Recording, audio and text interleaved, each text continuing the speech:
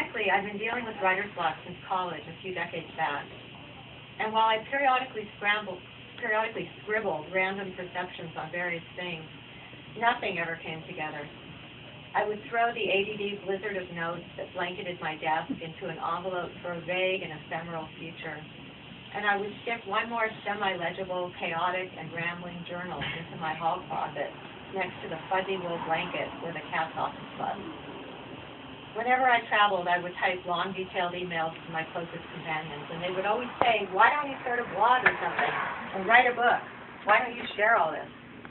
But I never did. It seemed completely overwhelming. Even corralling the batch of travel letters into articles felt like herding a band of marauding snakes.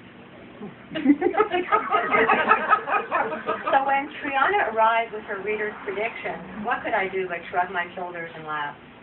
We'll see, I said. It will definitely take a miracle, believe me. A miracle.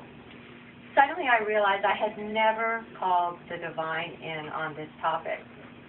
Though I certainly knew better, once again I've been unconsciously relying on my own limited strength, a guaranteed way to keep things stuck.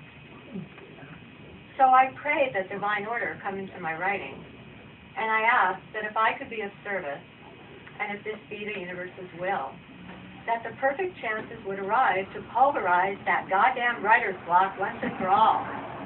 And I insisted that the perfect route was already selected for this to happen. I was ready for a miracle, and I was so willing to be surprised.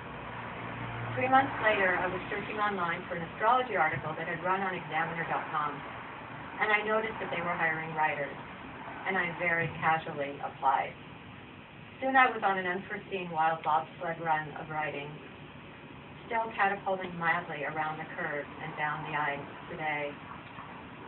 Some obvious things you just cannot see coming, no matter what you think you know.